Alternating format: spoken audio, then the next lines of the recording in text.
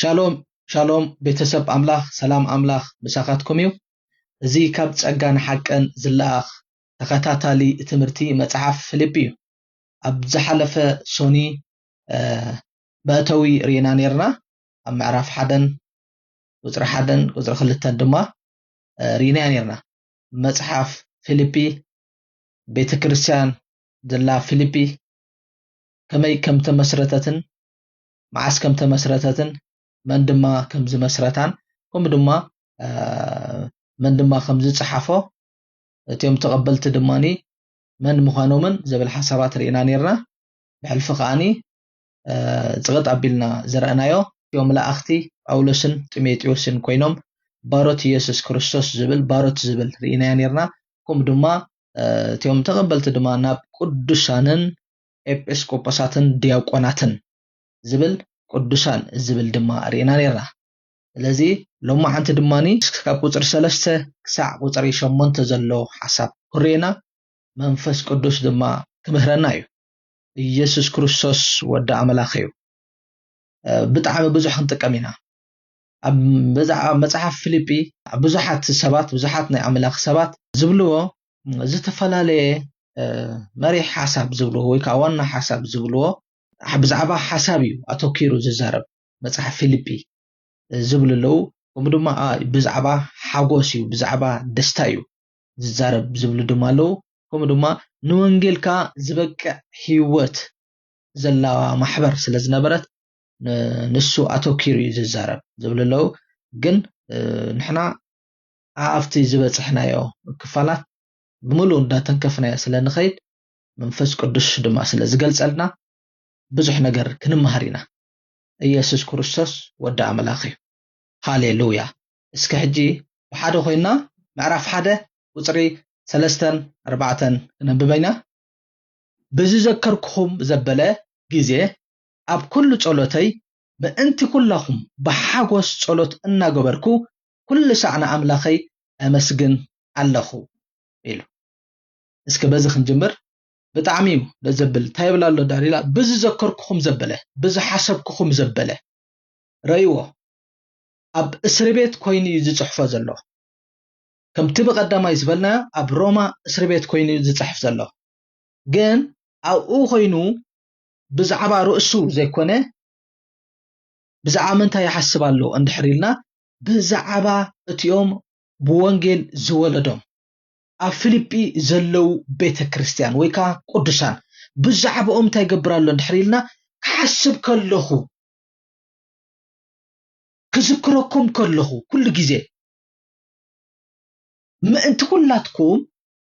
ብሓጎስ እንታይ ዝገብር ዝብል ዘሎ ዝጽሊ ስለኹም ድማ አምላኽ እንታይ ገብሮ የመስግን ኢሎ ብጣዕሚ ዝገርም እዚ እቲ ናይ አገልጋሊ ልቢ እዚ ናይ አቦ ልቢ ወይ እዚ እቲ ናይ ጓሳ ልቢ ብዛዕባ ገዛ ርእሱ ወይ ብዛዕባ ጉዳይ ዘይኮነሲ ኣብ እስር ቤት ኮይኑ ኣብ ጭንቂ ዘለዎ ቦታ ኮይኑ ኣብ ኣጸጋሚ ቦታ ኮይኑሲ ብዛዕባ እትዮም ቅዱሳን ይሓስብ ነይሩ ኣብ ፊልጵ እኳ ብዙሕ ነገር ይዝሕሰብ ነይሩ ሓቀይ ብብዙሕ መግረፍቲ ብዙሕ እስር ቤት ብዙሕ ክሲ ተኣሲሩ ኮይኑ ተገሪፉ ኮይኑ ተኸሲሱ ኮይኑ ግን ብዛዕባ እዚ ነገር ኣይኮነን ዝሓስብ ነይሩ ሕጂ እውን እኳ እስር ቤት ኣብ ጭንቂ ዘለኳ ብዛዕባኡ ግን ኣይኮነን ዝሓስብ ዘሎ ኣእምሮሲ ዝተሓገሰ እዩ ነይሩ ወይ ከዓ ናይ አገልጋሊ ልቢ ዘለዎ እዩ ወይ ከዓ ፈቃር ልቢ ዘለዎ እዩ ጳውሎስ ኣብኡ ኮይኑ ክሕጎስ ካብ ዝገበሮታይ እንድሕሪልና ብዛዕባ ሊድያ ምድሓን ረይዋ ኣብ ፊልጵ ዘለው ቅዱሳን ክሓስብ ከሎ ብዛዕባ ተሓላው እስራት መስድሩ ክድሕን ከሎ ብዛዕባ እቲኣ መናፍስቲ ጥንቆላ ዝነበራ ሰበይቲ ሰሓራ ክትወፅእ ክትናገፍ ከላ እሞ ሕጂ ድማ ዘለዎ ህይወት ቅዱሳን ናይ ፊልጵ እዚ ክሓስብ ከሎሲ بحاجوس تاي تقبلكم تصليلكم يلو او دس بلي برب زعبات زلو حجي ጭንቂ ይኮነ حواتي كنحسب كلنا مريضنا كنحسب علينا مالتي زوجيه كحسب الله زحزنا كاد ما حسب الله كفو نجار كبزح نجاري كان كاتيمو خم قالي كدي وردي بكو يحلف جن كحسب كل حجي وبتعمي زجر يسوع كريستوس ودع أملاخي جن أزي متحف أزي ويكابزا أربعتين معرفنا متحف فيليبي عند حرينا يو درجة بسلسة زتخفله بزعبا حاجوس الله منش حاجوس جيرو زغربا باولس الله وتحدى أب معرف أربعة وزر أربعة زلوا بقويتا تحجسوا زبلي بمن بقويتا تحجسوا أبزحجي منشني حجوس من يجيرو زلوا دحنا قويتا بناتكم سرح بناتكم مننت زي كونه تدا بتي كريستوس يسوس بموتن بتسأون نعخم نمدحان نعخم ناتا نموتا نعخم زل عالم هيوت نمركب دسرحو سرح بو تحجسوا ازي رستنا يقدسان سلازخونه ازي حجوس ويزي سلام زي حقي سلامي يهبكم سلامي دما يحدقلكم يلو زورسنايو زتقبلنايو بكريستوس يسوس بمأماننا طرح مأنتي سبات كم مرقم حرخ وچو كاب كونيني حرخ وچو كاب فردي حرخ وچو يسوس كريستوس زخفلو واقع وكاب بكريستوس يسوس مننت بزتا يقبرو تحقوسو زبل حدا منش حقوس أغميت وزلو أبربعتيو معرفناي فيليبي ازي مالت بقويدا اتخالق أب منتا يتمنش حقوس أغميت وزلو ويكا أنا حقوس سبلو باولوس أبزي أربعتيو معرف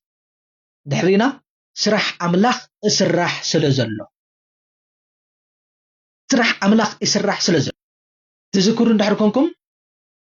كلتا وغن نيرم وانجل دسبكو دسرحو اتيوم حدا وغن بغنن بأسنين اتم حدا وغن كأني بصبق فقط نيسوس كريستوس دسبكو ويكا وانجل دسبكو زنبر سبات نيرم كلتا وغن اتم حدا وغن حجين تايو بقى باولوس نتبقنت وانجل كم استبدب فليتهم بفقري دسبكيو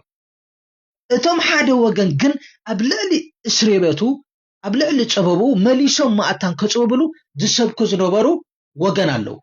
جن باولوس أون تايو لنحرينا تقام زبهالي يلن بزعبا جزار اسي بزعبا ناتي ولا انت خصوصني ولا انت تعلمون تقام يلن يلو كم ببا اسكت يا غالزيا ريوة وطرع عسرت شومنت انت يدعيو انت بمخنيات انت بحقي بزخون خوينوس كريستوس يسبخ الله مو بزي حقوس الله كحقوسوني إلو ريهمو أبز حدا منج حقوسو تا اندحريلنا كريستوس سلتسبخ إيو عملخ سلتعيه ريوة وانجيل سلتسبخ ريوة حوتي نعوكا خصو يمزلوكا نعوكا يصببلو يمزلوكا نعوكا يتشنقو يمزلو جن يسوس كريستوس سلتسبخ ناي موتن تنسأل ناي مسكال سرح سلتسبخ أو دما ريوة وانجيل تتسبيخ دما وانجيل دما نزأمن زبالو كله نمتحان حيل أملاخ سلزخونه أو سبات سلزدحنو ريوة كريستوس يسبخ سلزلو دقنت أملاخ ينقر سلزلو ندك سبات دسرحو نمتحاني لدسرحو زو وانجيل زي إنقر سلزلو زي طعم زينا إنقر سلزلو بزي حقوس الله خيلو ريوة بتعمي حواتي كبز بزح نقرينا خنا مارزق بالنا حدا سلزقلقله حدا أفت منفسه عالم يسلط سلزلو يفر سلزلو يدمع سلزلو كن كوي يكون نزلنا كن وادادر كوي يكون نزلنا مالتي كن حقوس يزقبأنا نايقلقال اللبي زي مالتي بأخنت زي تسريحو بتحد حوهاوي بتحن تحفتخا يسرح تليو انت تكون قبأكا دحركا كنت حقوس يزقبأكا وانجيل اسبخ سلزلو أبز الزبن زمو قنفو كي تنكفكاي نعهون كي تنكفكا خلو صبوغ خي ندحراليو صبوغ عي ندحراليو الشقاري بيزي مال أبز قن اندا تنكفوهم أبرس تصببوسي كانوا وغنو كيم أمنتو كيم قن كانوا وغنيم بتمرتسي أنصار زخونيم مالت برديتسي أنصار زخونو مالتي ግን ንክርስቶስ ይሰብክዎ ስለዘለው ይሕጎስ ነይሩ እዚ እቲ ምንጭ ሓጎሱ ዝነበረ ናይ ጳውሎስ ከላይ ድማ እቲ ሳልሳይ ግን እንታይ ድሕሪልና ሓጎስ ወይ ከዓ ብሓጎስ ጽልየልኩም ኣለኹ ዝብሎ ወይ ከዓ ኣብ ዘርባዕቲ ምዕራፍ ኣብ መጽሓፍ ፊልጵ ንብሎ ዘለና ምንጭ ሓጎስ ዝኾነ እንታይ ድሕሪልና ግን ንወንጌል ዝበቅዕ ህይወት ዝነበሮም ቅዱሳን እዮም ኣብ ፊልጵ ዘለው ክርስቲያናት ወይ ከዓ ቅዱሳን ንወንጌል ዝበቅዕ ነት ከምቲ ሓቂ ዝመላለሱ ረይዎ ብወንጌል ወሊድዎም እሱ መስሪትዋ ከም ዝበልናዮ ግን ሰብ ክርስቶስ ኢየሱስ ምስ ኣመነ ነቲ ተፀውዕሉ ጽዋዓ ዝበቅዕ ህይወት ክመላለስ ከሎ ደስ ይዝብለካ ትሕጎስ ኢኻ ስለምንታይ ነቲ ተቀበለ ህይወት ምስ ወንጌል ማች ዝገብር ምስ ወንጌል ዝሰማማዕ ህይወት ሒዙ ይመላለስ ስለዘሎ ነቲ ተኻፈሎ ጽድቂ ነቲ ተኻፈሎ ቅድስና ነቲ ተኻፈሎ ህይወት ማኒፌስት ገብሮ ስለዘሎ ይገልጾ ስለዘሎ ንክርስቶስ ይገልጾ ስለዘሎ ፍቅሪ ኣምላኽ ይገልጽ ስለዘሎ ህይወት ኣምላኽ ይገልጽ ስለዘሎ እቲ ኣብ ፊልጵ ዘላ ድማኒ በዚ ነገር እዚ ብጣዕሚ እቲ መጽሓፍ ብምሉእ እንድሕሪናዮ ናይ መንግስታት መጽሓፍ ኣይኮነ ናይ ፍቅሪ መጽሓፍ ናይ ምጽንናዕ መጽሓፍ ናይ ምብርታዕ መጽሓፍ ናይ ሓጎስ መጽሓፍ ስለዚ እዚኦም ሰለስቲኦም ነይሮም ሓጎስ ክብል ከሎ ጳውሎስ ወይ ከዓ ብሓጎስ ጽልየልኩም ክብል ከሎ ኣብቲ ሓጎስ ዝብል ሓሳባት ኣብ ምሉእ ኣርባዕቲ ምዕራፋት ክሪኦ ከለና በዚኦም ጳውሎስ ዝሕጎስ ነይሩ ሎሙ ድማ ንሕና በዚና ክንሕጎስ ዝግበአና ብጎይታ ስራሕ ኣምላኽ ድማ ስራሕ ስለዘሎ ከምኡ ድማኒ ህይወት ሓውኻ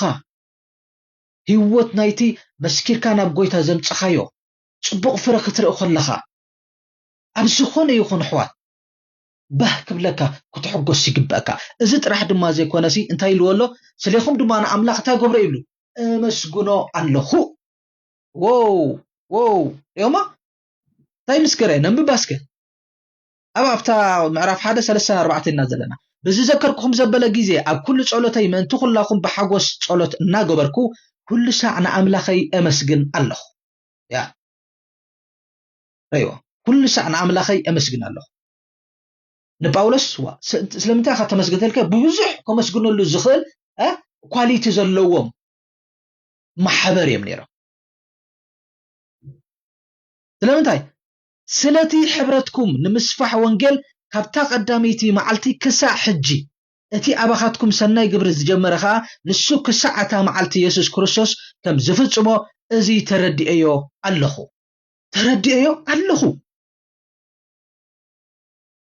ስለቲ ሕብረትኩም ንምስፋሕ ወንጌል ካብታ ቀዳመይቲ መዓልቲ ክሳዕ ሕጂ ንኣምላኽሲ ስለ ኣብ ፊልጵ ዘለው ቅዱሳን ዘመስግን ዘሎ ረይዎ ኣሕዋተይ ንምስፋሕ ወንጌል ኢሎ ስለቲ ሕብረትኩም ኢሎ ንምስፋሕ ወንጌል ካብታ ቀዳመይቲ መዓልቲ ክሳዕ ሕጂ ወንጌል ምስኡ ኮይኖም ዝዓዩ ዝነበሩ እዮም ወንጌል ምስኡ ኮይኖም ዝሰብኩ ዝነበሩ እዮም ኣብ ጎኑ ደው ዝበሉ ኣሕዋት ወይ ከዓ ቅዱሳን እዮም ነይሮም ከምዓስ ካብታ መጀመርታ መዓልቲ ካብቲኣ ንሊድያ ወንጌል ዝሰበኸላ ሰዓት ወይ ከዓ ካብ ግብረ ሐዋርያት ምዕራፍ 16 ኣትሒዞም ክሳዕ ኣብ እስር ቤት ኤጳፍሮዲጦስ ገንዘብ ሒዙ ገንዘብ ሰብሲቡ ናብ ሮማ ዝኸደሉ ሰዓት ክሳዕ ግብረ ሐዋርያት ምዕራፍ 28 ማለት እዩ ከባቢ 11 ዓመት ከባቢ ማለት ከባቢ ካብ 10 ክሳዕ 11 ዓመት ከባቢ ብዘይ ተለዋዋጢ ባህሪ ንምንታይ ኢልኩም ኢሎም ንምስፋሕ ወንጌል ኢልኩም ንምስፋሕ ወንጌል ክሳዕ ወሰን ምድሪ ክሳዕ ዝበጽሕ ማለት ክሳብ ሽዑ ግዜ ዝነበር ክሳዕ ሮማ ክሳዕ ግሪክ ዝበጽሕ እቲ ወንጌል ሲ ክሳዕ ዝሰፍሕ ምሳይ ነርኩም ኢሎ ምሳይ ሓቢርኩም ነርኩም ንወንጌል ንምዕያይሲ ምሳይ ሓቢርኩም ነርኩም ጳውሎስ እኮ ኣብዛ 11 ዓመት እኮ ብዙሕ ውረድ ደይብ ብዙሕ ዋጋ ይኸፊሉ ብዙሕ ተደብዲቡ ኣብ ብዙሕ ቦታ ድማ በጽሑ ተሪናሲ ኣብ እስያ ዝነበሩ ምሽሎ ብዙሓን ቅዱሳንሲ ክርስቲያናት ሓዲጎም ንኸይዶም እዮም ኢሎ ዴማስ እኳ እንተኾነ ኢሎ ንተስሎንቄ ንዓለም ፈትዩ ሓዲግ ንኸይዱ ኢሎ ክንደይ ሓዲጎም ዝኸዱ ነይሮም ቤተ ክርስቲያን ፊልጵስ ግን ብምሃብ ብምሕጋዝ ረይዎ ነቲ ወንጌል ማእታን ክሰፍሕ ነቲ ተልእኾ ናይ ኣምላኽ ማእታን ክፍጸም ብዘይ ተለዋወጠ ባህሪ ኣብ ጎኑ ደው ኢላ ዝነበረት ቤተ ክርስቲያን ብጣዕሚ ዝገርም እዚ ጥራሕ እኮ ኣይኮነን ኣብ ፊልጵን ድሕሪናያሲ ምዕራፍ 4 ቁጽሪ 14 ኣትሒዝና ብጣዕሚ ዝገርም ካብ መቆዶንያ ክኸይድ ከሎ ማለት ከም መቆዶንያ ማለት ፊልጵ ባዕላ ርእሰ ከተማ ናይ መቆዶንያ ካብኡ ታገብር ከሎ ክኸይድ ከሎ ናብ ተስሎንቄ ሂቦም ሰዲዶሞ ንኣገልግሎት ንዕዮ ኸይድ ከሎ ሂቦም ሓጊዞም ሰዲዶሞ ከምኡ ድማ ኣብ ተስሎንቄ ከሎ ድማ ሓንሳኣን ክልተ ሰዓት ድማ ኣብኡ ከሎ ሰዲዶምሉ ብጣዕሚ ዝገርም ኣብ ምዕራፍ 4 ቁጽሪ 18 ተሪና ኻኒ ኣብ እስር ቤት ሮማ ኮፍ ኢሉ ከሎ ዘዝመጽ ወፍቲኣ ተኻርያ ገዛ ንኽልተ ዓመት ተኻርያ ገዛ ኣብኡ ኮፍ ኢሉ ከሎ ድማኒ ካብ ክልተ ዓመት ከሎ ኤጳፍሮዲጦስ ድማ ሒዙ ገንዘብ ሒዙ ኸይዱ ድማ ኣብኡ በጽሕዎ ረይዎ ካብ መጀመርታ መዓልቲ ክሳዕ ሕጂ ዝብሎም ዘሎ ብጣዕሚ ዝገርም ሕዋት እቲ ቀንዲ ዕላማኦም እኳ እንታይ ድዩ ወንጌል ክሰፍሕ እኳ እዩ ተሪናዮ ኣብዚ ምዕራፍ 1 ጥራሕ ወንጌል ዝብል 6 ግዜ ኣሎ ስለዚ ቤተ ክርስቲያን ናይ ፊልጵ ዘላ ቤተ ክርስቲያን ወይ ከዓ ቅዱሳን ወንጌል ዝተረድኦም ሰባት እዮም ነይሮም ተኸክል ሕዋተይ ወንጌል ማለት ብዛዕባ ወዲ እዩ ብዛዕባ ኢየሱስ ክርስቶስ እዩ ሓቂ ብዛዕባ ኢየሱስ ክርስቶስ ዝሰርሖ ስራሕ ንደቂ ሰባት ንምድሓን ንደቂ ሰባት ሓራ ንምውፃእ ደቂ ሰባት ጽድቂ ክካፈሉ ህይወት ክካፈሉ ዝሰርሖ ስራሕ ወይ ከዓ ጥዑም ዜና ብስራት እዩ ንሕና ምስተቀበልና ሕዋተይ እዚ ወንጌል እዚ ግን ብመን ይዝበጽሕ እንድሕሪልና ኩሉ ሰብ ክሰምዖ ዝኽእል ብመን እንተልና ብቅዱሳን እዩ እዚ ስለተረድኦም እዮም ድማ ወንጌል ኣምላኽ ማእታን ንኽሰፍሕ ኣብ ኩሉ ቦታ ማእታን ንኽበጽሕ ዝነበሮም ኣስተዋጽኦ ካብ መጀመርታ እብሎም ኣሉ ኩሉ ሰብ ሓዲግ ንኸይድ ከሎ ኩሉ ሰብ ገድፈነ ከሎ ኣብ ጸበቡ እሶም ይሓብርዎ ነይሮም ኣብቲ ወንጌል ግዜ ዝዓየሉ እሳቶም ዝሓብሩ ነይሮም ምስ ዝዓዩ ነይሮም ማለት ናቱ ፓርትነር ነይሮም ብጣዕሚ ዘደ ስለዚ ሕጂ ታይ ዝብሎም ዘሎ ድሕሪና ስለኻትኩም ንኣምላኽ ታይ ገብረ እመስጉኔ ሃሌሉያ ስለኻትኩም ስነ ኣምላኽ እመስጉኔ ስለምንታይ እቲ ኣባኻትኩም ሰናይ ግብሪ ዝጀመረ ኣምላኽ ክሳዕ መዓልቲ ኢየሱስ ክርስቶስ ክሳዕ ተመወዳእታ ግዜሲ ከም ዝፍጽሞ ተረድኡ ኣለኹ ኢሉ እቲ ኣባኻትኩም ኮይኑ ዝዓይ ዘሎ ኣባኻትኩም ኮይኑ ዝሰርሕ ዘሎ ኣባኻትኩም ኮይኑ ብምሃብ ዝገብር ዘሎ ኣምላኽ ከምቲ ዝጀመሮ ንሱ መጀሚርዎ ክሳዕ መፈጸምታ ድማ ከም ዘብጽሕ ተረድኡ ኣለኹ ኢሉ ስለዚ ንኣምላኽ እመስግኖ ኣለኹ ኢሉ ብጣዕሚ ሕዋተይ ንወንጌል ንምስፋሕ በቲ ተዋሃበካ ጸጋ በቲ ዘለካ ዓቕሚ እንታይ ክትገብር ኣለካ ርእስና ክንውፍኽ ክእል ኣለና ማለት እዩ ንሕዋት ነቶም ዝጎዩ ዘሎ ድማ ክንድግፍ ኣለና ብዝተፈላለየ መልክዕ ብጸሎት ክኸውን ይኽእል ብሓሳብ ብምኽሪ ክኸውን ይኽእል ብገንዘብ ክኸውን ይኽእል በቲ ውሽጥካ ዘሎ ጸጋ ክኸውን ይኽእል ብዝተፈላለየ ጸጋ ክኸውን ይኽእል ኣብ ጎና ሓውኻ ክኸውን ኣሎ ተዓላማ ሓንቲ እያ ተልእኾ ናይ ቤተ ክርስቲያን ሓንቲ እያ ስድማ እንታይ ኩሉ ሰብ ወንጌል ክሰምዕ ደግነት ኣምላኽ ክንገር ናይ ክርስቶስ ኢየሱስ ስራሕሲ ንደቂ ሰባት ዝተሰርሐ ኣምላኽሲ ብክርስቶስ ከም ተዓረቆ ሪዮ ብኸምዚ መልክዕ እንታይ ክንገብር ግበአና ክንደጋገፍ ይግበአና ክንወዳደር እኮ ኣይኮነን ተራ ክንደጋገፍ ክንመላላዕ ክንተሓጋገዝ ይግበአና ሓንቲ መንግስቲ እያ ዘለና ኢየሱስ ክርስቶስ ወዲ ኣምላኽ ነቶም ከምኡ ዓይነት ገይሮም ዝሰርሑ ሰባት ድማ ስሊኦም ድማ ንኣምላኽ ነመስግን ስጥራሕ ኣይኮነን ብሓጎስ ብደስታ ድማ ንጽልየላ ኣምላኽ ይኦም ዝሰርሕ ዘሎ ኣምላኽ ያቦም ኮይኑ ዝገብር ዘሎ ኣብ ኣምላኽ ያቦ ኮይኑ ዝሰርሕ ዘሎ ማለት ንኣምላኽ ክነመስግኖ ግበአና ስለቲ ኣብ ሓውና ዘሎ ጽቡቕ ነገር ስለተብሓውና ዘሎ ሰናይ ነገር ክንቃወሞ ክንከሶ ክንጽልሞ ዘይኮነሲ ታይዳ ኣብኡ ኣሚጥዎ ዘሎ ኣምላኽ እኮ እዩ ኣብኡ ኮይኑ ዝሰርሕ ዘሎ እኮ ኣምላኽ እዩ ብምንታይ ዓይሎ ብምንታይ ይሰርሕ ኣሎ ብምንታይ ይስልጥ ኣሎ ስሊኡ ንኣምላኽ ከነመስግንን ክንጽልን ይክበአና ማለት ኢየሱስ ክርስቶስ ወደ ኣምላኽ እዩ ድሕሪረዮ ስለ ሕብረትኩም ንምስፋሕ ወንጌል ካብታ ቀዳመይቲ መዓልቲ ክሳብ ሕጂ እቲ ኣባኻትኩም ሰናይ ግብሪ ዝጀመረ ከዓ ንሱ ክሳዕታ መዓልቲ ኢየሱስ ክርስቶስ ከም ዝፍጽሞ እዚ ተረዲእ የለኹ ኢሉ ሕዋተይ እንታይ ጀሚርካ ኣለኻ ንወንጌል ንምስፋሕሲ እንታይ ጀሚርካ ኣለኻ ኣምላኽ ኣባኻ ኮይኑ ጀሚርዎ ዘሎ ኣምላኽ ኣባኻ ኮይኑ ጀሚርዎ ዘሎ እሱ ስለ ዝጀመረ ድማ ኣብ መንጎ ዘቃርጽ ኣይኮነን ክሳዕ መወዳእታ ኣፍጻሜ ክሳዕ ዝበጽሕ ኣምላኽ ምሳኻ እዩ ስለምንታይ መሲልኩም ንፍቓዱ ንሓሳቡ ንምኽሩ ክትገብር ክትዓይ ክትስቕ ከለኻ ኣባኻ ኮይኑ ዝዓይ ንስኻ ይኮንካን ናትካ ክእለት ኣይኮነን ጸጋ ኣምላኽ እዩ ባዕሉ ኣምላኽ እዩ ዝዓይ ስለዚ ኣይቋርጽን ኢየሱስ ክርስቶስ ወዲ ኣምላኽ እዩ ሽዑ ቁጽሪ 7 ብመውቕሖይ ኮነ ብናይ ወንጌል ምምጽራይን መጽናዕን ኩላትኩም ብጸጋ መማቕልተይ ስለ ዝኾንኩም ኣብ ልበይ ስለ ዘለኹም ምእንቲ ኩላኹም እዚ ክሓስብ ቁኑዕ እዩ ኢልዎ ሪኦማ ኣብዚ ኸ ብመውቕሖይ ኮነ ኣሓፍርን እዮም ነይሮም ብምእሳሩሲ ኣሓፍርን እዮም ነይሮም ከምቲ ዓንተው ዝበልናዮሲ ኤጳፍሮዲጦስ ከይዱ ንእስር ቤት ገንዘብ ሒዝሉ ከይዱስ ኣብኡ በጽሒዎ እዩ በዓል ጢሞቴዎስ እንተኾነ ከይዶም ኣገልግልዎ ነይሮም ከምኡ ድማ እንድሕሪና ኣብ ካልኣይ ጢሞቴዎስ ምዕራፍ 1 ድማኒ ኣብ ቁጽሪ 16-17 ረእይዎ ኤኖስፊሮስ ናብ ሮሜ መጺኡ ተኣሲሩ ከሎ ማለት እዩ ኣዝዩ ደለየን ረኸበንን ብዙሕ ሳሕ ኣፋሕሸወለይ በቲ መቑሖይ እውን ኣይሓፈረን ኢሎ ልክዕ ሰብ ፊሊጵ ድማ ኣለዎ እኳ ብናቱ ምእሳሩ እኳ ዝሓፍርሎ ኣብኡ ከይዶም ዘይበጽሕወሉ ከምቲ ዓንተው ዝበልናያ ኣብ እስያ ዝነበሩ ቅዱሳን እኳ ሓዲጎም እዮም ከይዶም ቤተ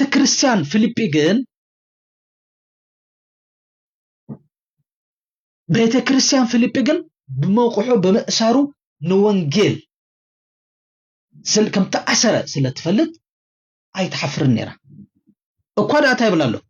ብመውቅሖ ይኮነ ብምእሳረ ይኮነ መቸም ጳውሎስ ሰሪቑ ሓሲዩ ተባይሱ ይኮነ ዝእሰር ነይሩ ታይዳ ድሕሪልና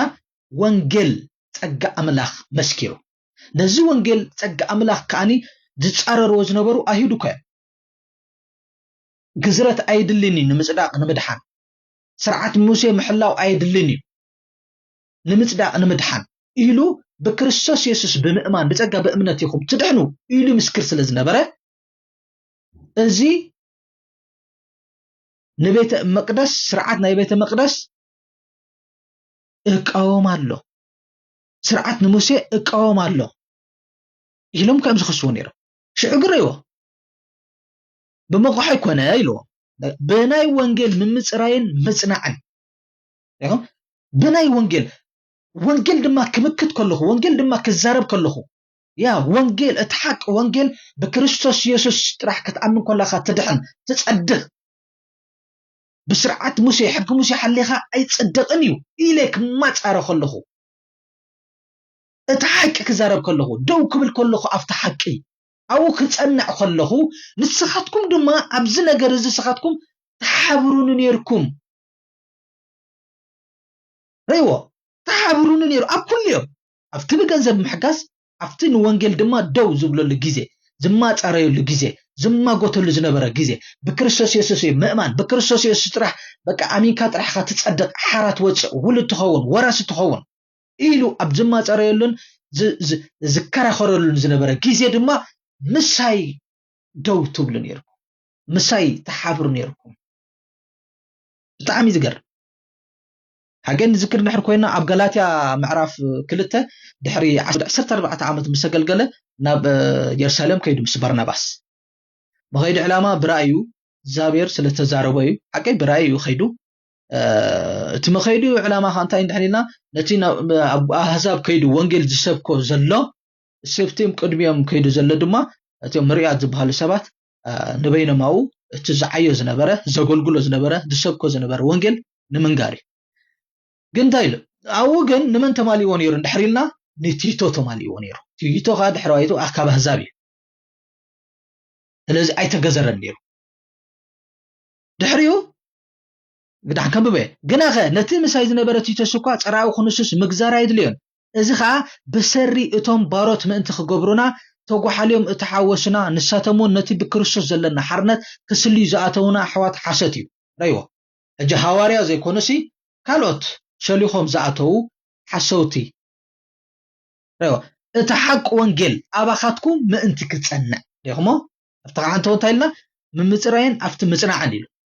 نتحق وانجيل من انت كتصنع جن مالت سب مس امن بكريستوس يسوس كوم دما كغزر اللو زبل ناتوم وانجيل نسوم اتان حق خوينو مخالوت كيسمعهم بحلفنتهم دحربايتهم حزاب زلو من تخيسمعهم تايلوم نتحق وانجيل اباخاتكم من تكتصنع حراين مبال حسا اكو سغت ايبلنا لومن تيتو ولا يجرس سبلنا نحنا حنسع وبقى حرايت هيصقم الله إلنا أي سمعنا يمن الحق وانجيل ما أتان كتصنع له هيدا جزرة هيدلني نمصدا بكريستوس يسوع ما ندحينو حسابكم أيهودكم إيلو ذكر آخر زنبري أو ترى حد ما يكونن بطرس نذكرون دحر كوينا أبن صوكيا مسمعة مالتي بزخونه يوم تخصيص نبريلو جز نجز جن أنا تجريلو تقاومكو نمتين دحرينا كابياقب ويكا كابير سالم زلو أحوات كيما تخلو مستيوم أحزاب كاب كريستوس يزعمونو دحربايتهم أحزاب زخونه سبات بسوم مجمريا يبلع نيرو لك جن كافتي ياقب ويكا كاب يرسالم زلو أحوات مسموت جن مستيوم أحزاب مبلع حديقو تقبي زيلو سلامتين عاتم فريحو انت عين الزبل التحساسبات مرتس لزلو مستيوم زي تقزرو مستيوم نختبلع بقى زفنفني رخصتي زتعيني كم يقر كامزيوم زي تقزرو تبلع الخا كيبلو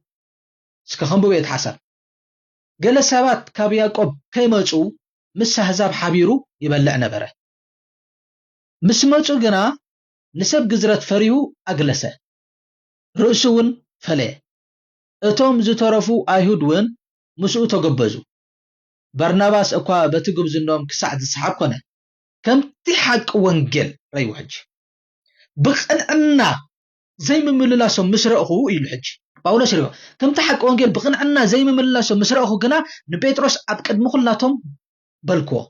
تزاريبو تايلو نسخايدا وخنسخا بنا ايهود زيكونس بنبرت احزاب كبتولو كمي الكادا اتوم احزاب بنبرت ايهود كهلو بقد تولو نحنا عليتنا ايهودينا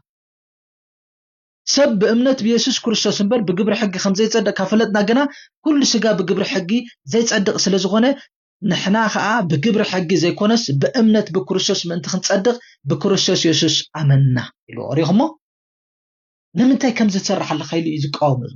فيت نفيت قدي حيل بحقي كم تحق وانجل كم ملالس حج السوق ايبلني نيرو حواوي سو ايسبخني نيرو قد سبن دار ايسبخني نيرو كريستوس يسوع زسرحو طرح بملء بوقعي نمدحانكا نمصداكا إلو زمغوت زكرخر زنبري نتحق وانجل زصنع زنبري سلازي حج زبلم زلو ابزخا مساي نيركم بموقعي كونه بناي وانجيل من مصراين مصنعن كلاتكم بصقا مماقلتي سلازخونكم اب لبي سلازلهم من تقلاتكم ازي كحسبكم يا قديلو بزعما خاتكم سي ازي كحسب سي يقبئني سلامنتاي بقى مسايس 10 حدا عمت كبابي اب غنه يكونكم يخون بمحاب يخون بمحجاز يخون كوم دما ولا افت وانجيل زما صاريو لغيزه ኣብቲ ወንጌል ዝምስክረሉ ግዜ እዚ ተሓቀብ ዝብለሉ ግዜ ኣብ ጎነይ ነርኩም ኢኹም ስለዚ ኣነ ብኣኹም ብሓጎስ የትጽልየልኩም ስለኹም ድማ ኣምላኽ የዘመስግን ብጣዕሚ ድማ ኣነ ኣባኹም ዘለኒ ፍቕሪ ዓቢ እዩ ዝብሎም ዘሎ ብለውሃት ክርስቶስ ኢየሱስ ንኹላትኩም ከመይ ገይረ ከም ዝናፍቐኩም ኣምላኽ ምስክረ ኢሉ ረይዎ ብናይ ሰብ ፍቕሪ እኮ ኣይኮነን ብናይ ሰባት ለውሃት እኮ ኣይኮነን ብለውሃት ክርስቶስ ኢየሱስ ንኹላትኩም ከመይ ገይረ ከም ዝናፍቐኩም ኣምላኽ ምስክረ ረይዎ ኣብ ልዕሊ ፊልጵ ዝነበረት ቤተክርስትያን ዝነበሮ ፍቕሪ እታ ፍቕሪ ኣምላኽ እያ ብፍቕሪ ኣምላኽ ብለውሃት ኣምላኽ ዝናፍቐኩም ዘፍቅረኩም ኢየሱስ ክርስቶስ ጎይታ እዩ ብጣዕሚ ዘቕናእካ ብጣዕሚ ቅዱስ ቅኒ ዘቕናእካ ኣብዚ ዘመን እዚ ንቤተ ክርስቲያን ዘድልያ ዘሎ እዚ ይሕዋተይ እቲ ጓሳን እቲ ጓሳን ከመይ ዝበለ ዝጠበቐ ሕብረት ነይርዎም ኣብቲ ወንጌል ንምስፋሕ ከመይ ይደጋገፉ ይተሓጋገዙ ነይሮም ስለዚ ድማ ውጽኢታዊ ነይሩ ሎሚ ዘላ ቤተ ክርስቲያኑን ሕዋተይ ልክዕ ከምቲ ኣብ ፊልጵ ዝነበረት ንወንጌል ዝበቅዕ ህይወት ነይርዋ ኢየሱስ ክርስቶስ ጎይታ እዩ ኢየሱስ ክርስቶስ ወዲ ኣምላኽ ሻሎም